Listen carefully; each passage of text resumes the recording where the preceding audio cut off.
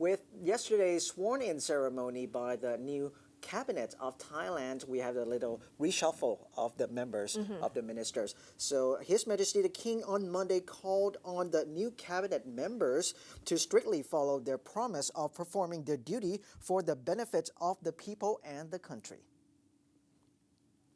In your vow, you have expressed your intention to work for the happiness of the people. I ask you to strictly keep your promise so that our country will retain progress and security, the king said. It is important that you will work to maintain the country's stability. This is vital for all people in the country. When you become satisfied with your work, you will be happy, and so do the people. The king also said working honestly and diligently would be rewarding. When you work with honesty and to the best of your ability, you will be proud of yourself, he said. His Majesty also expressed his wish for the new cabinet members to succeed in performing their duties. The swearing-in ceremony by the 16 new cabinet members took place shortly after 5:30 p.m. at Kittiratt Hospital, where the king has stayed. The Prime Minister Yingluck, who last week reshuffled her cabinet, was also present while the new cabinet members were having the royal audience.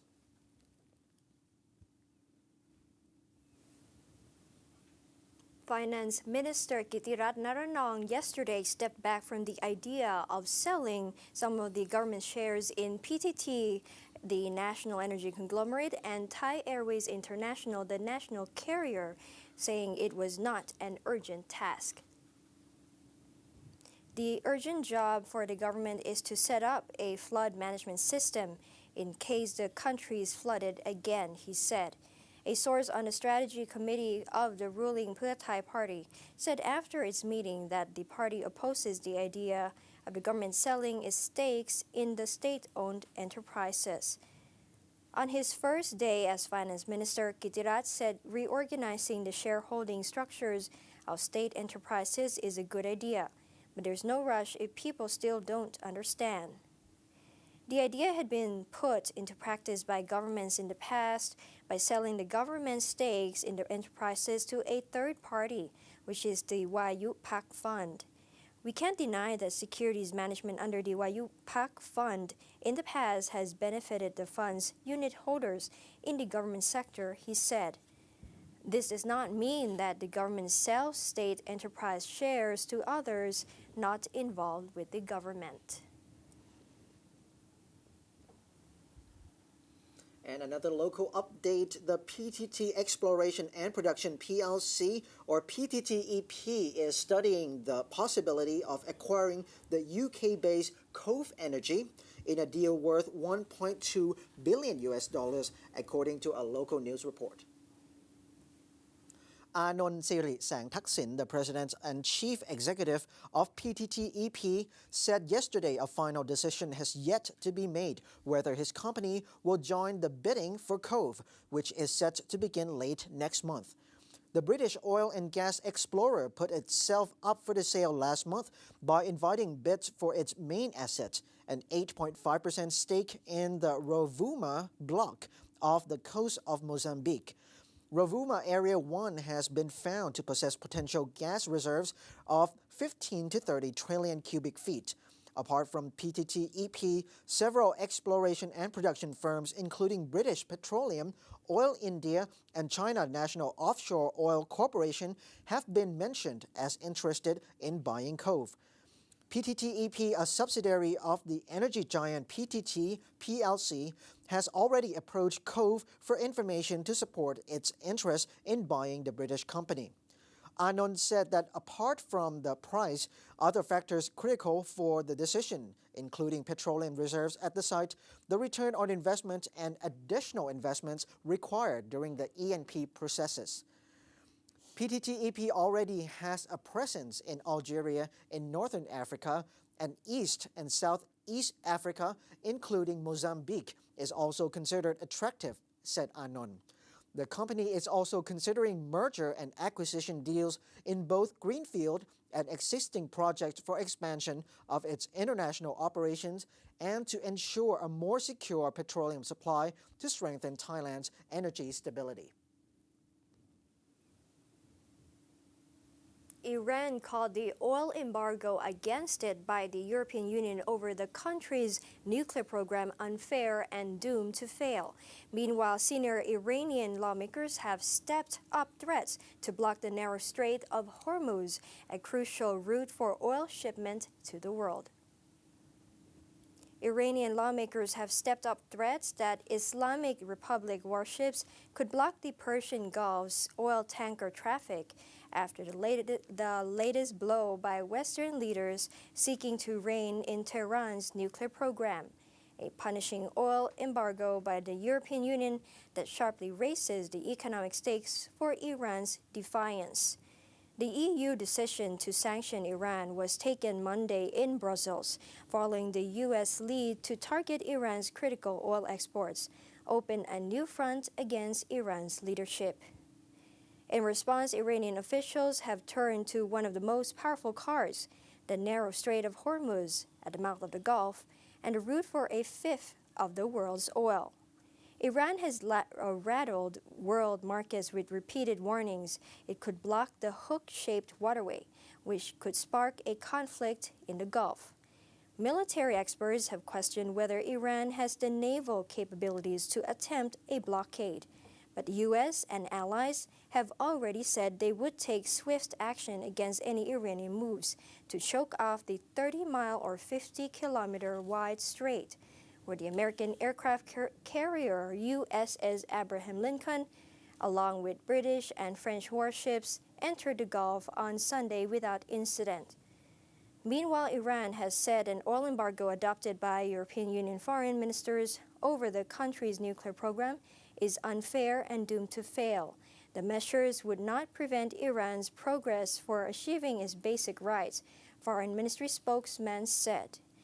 The sanctions ban all new oil contracts with Iran and freeze the assets of Iran's central bank in the EU. The EU currently buys about 20% of Iran's oil exports. Well, not just EU and United States, Thailand also buys oil from Iran, Yes. and it's one of the crucial stuff that we use here in Thailand for energy producing. But let's shift our attention away from oil just a little bit to talk about rice price.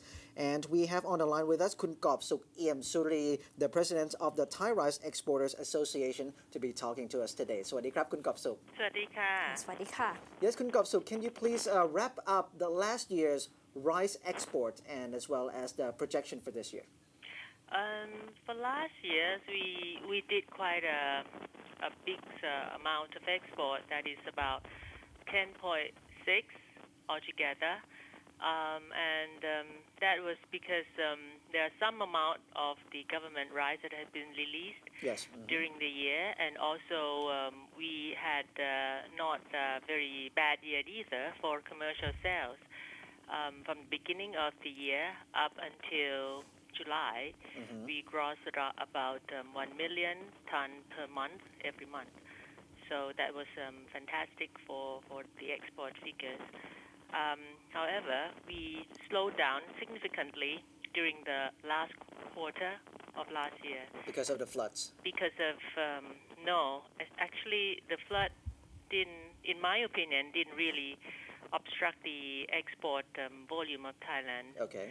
Mainly because we had a new environment in trade from a threat, I should say, from abroad, and that is India, who had been absent for 3 years, had decided to come back to the market and essentially dump the prices of rice much down in the world market, and that essentially pulling all the price levels of each kind of rice down altogether across the board.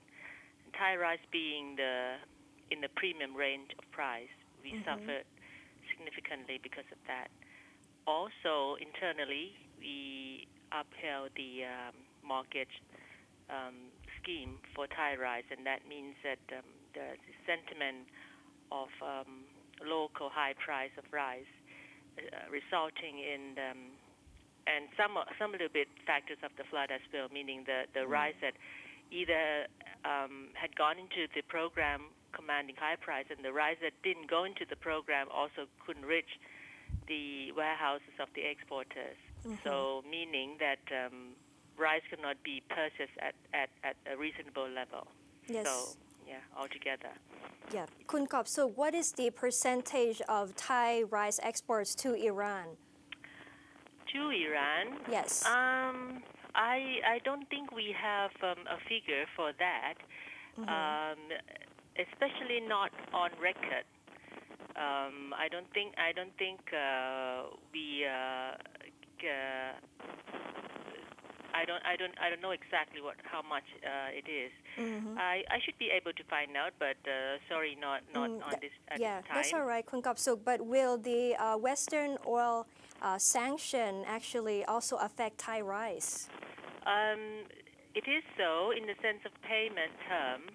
I'm sorry, I do have some figure here. So I pull it up from the record. I'm sorry. That is the world export to Iran. Total world export to Iran is about 1.4 million tons, which is quite a lot, huge amount.